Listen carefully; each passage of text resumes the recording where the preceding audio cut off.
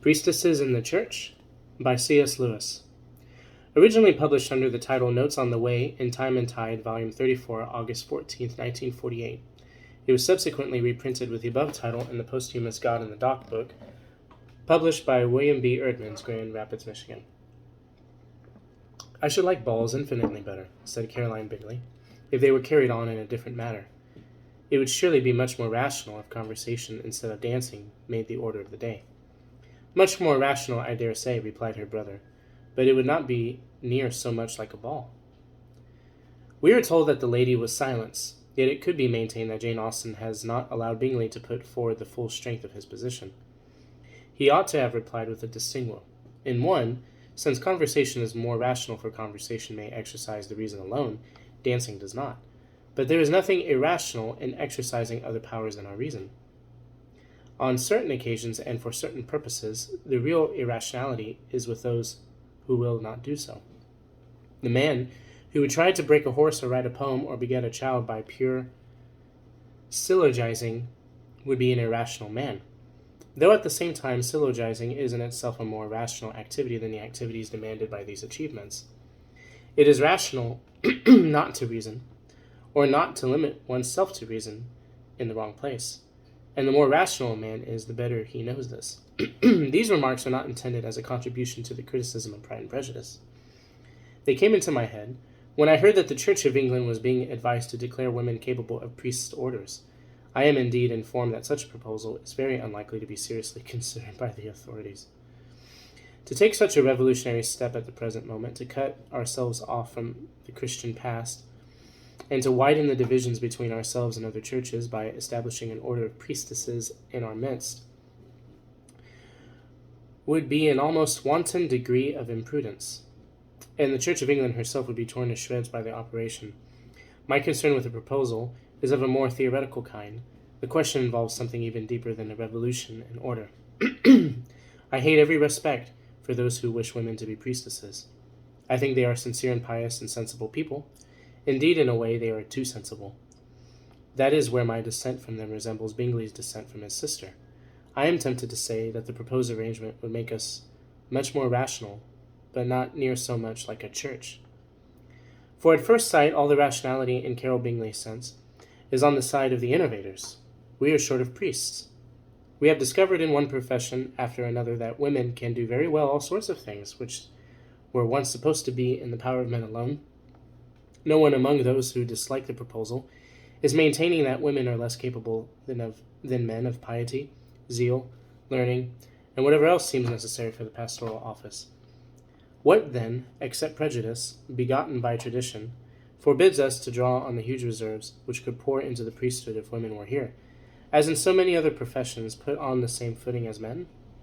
And against this flood of common sense, the opposers, many of them women, can produce at first nothing but an inarticulate distaste, a sense of discomfort, which they themselves find it hard to analyze.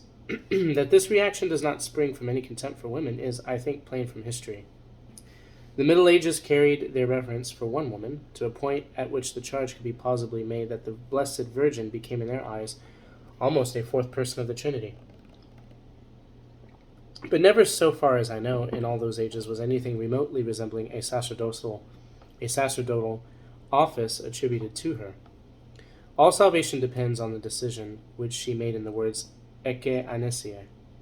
She is united in 9 months. Inconceivable intimacy with the eternal Word. She stands at the foot of the cross. But she is absent both from the Last Supper and from the descent of the Spirit at Pentecost. Such is the record of Scripture. Nor can you daff it aside by saying that local and temporary conditions condemned women to silence in private life. There were female preachers. One man had 4 daughters who all prophesied, preached. There were prophetesses even in Old Testament times. Prophetesses, not priestesses. At this point, the common sensible reformer is apt to ask why, if women can preach, they cannot do all the rest of a priest's work.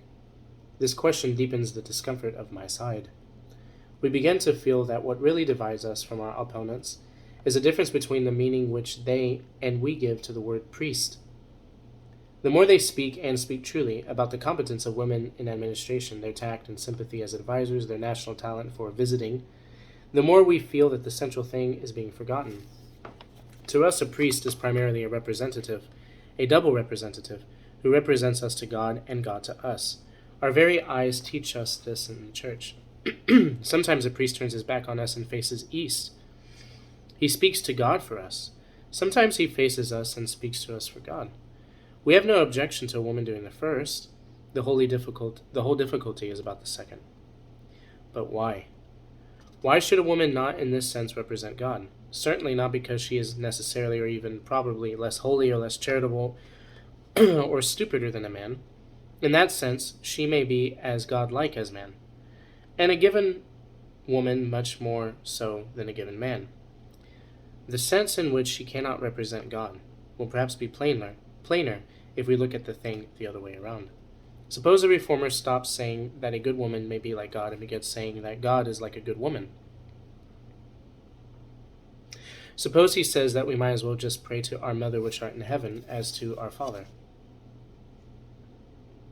Suppose he suggests that the incarnation might just have well taken a female form as a male form, and the second person of the Trinity might as well be called the daughter as the Son. Suppose, finally, that the mystical marriage were reverse, that the church were the bridegroom and Christ the bride. All this, as it seems to me, is involved in the claim that a woman can represent God as a priest does. Now, it is surely the case that if all these supposals were ever carried into effect, we should be embarked on a different religion. Goddesses have, of course, been worshipped. Many religions have their priestesses, but they are religions quite different in character from Christianity.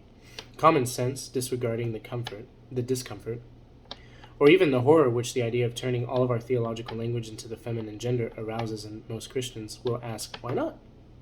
Since God is in fact not a biological being and has no sex, what can it matter whether we say he or she, father and mother, son or daughter, God or goddess?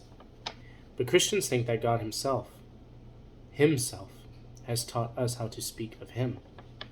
To say that it does not matter is to say either that all the masculine imagery is not inspired,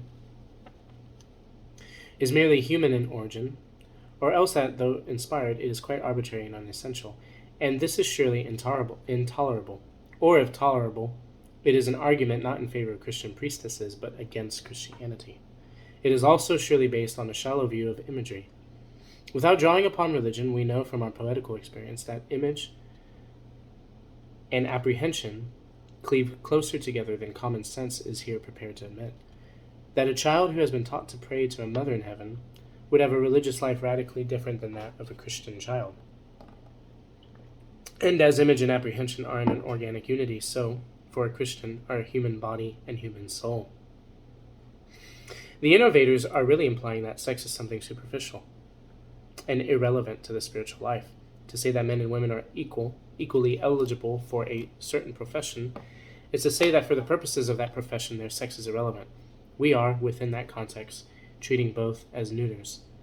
As the state grows more like a hive or an anthill, it needs an increasing number of workers who can be treated as neuters, a collective of sorts. This may be inevitable for our secular life, but in our Christian life, we must return to reality. There we are not homogeneous units, but different and complementary organs of a mystical body. Lady Nunberholm has claimed that the equality of men and women is a Christian principle. I do not remember the text in Scripture, nor the Fathers, nor Hooker, nor the prayer book, which asserts it, but that is not here my point. The point is that unless equal means interchangeable, equality makes nothing for the priesthood of women. And the kind of equality which implies that the equals are interchangeable like counters or identical machines is among humans a legal fiction. It may be a useful legal fiction, but in church we turn our back on fictions. One of the ends for which sex was created was to symbolize to us the hidden things of God. One of the functions of human marriage is to express the nature of the union between Christ and the church, his church. We have no authority to take the living and sensitive figures, the semitive figures, which God has painted upon the canvas of our nature, and shift them about as if they were mere geometrical figures. This is what common sense will call mystical. Exactly. The church claims to be a bearer of a revelation. If that claim is false, then we want not to make priestesses, but to abolish priests. If it is true, then we should expect to find in the church an element which unbelievers will call irrational, and which believers will call supra-rational. There ought to be something in it opaque to our reason, though not contrary to it, as the facts of sex and sense on the natural level are opaque. And that is the real issue. The Church of England can remain a church only if she retains this opaque element.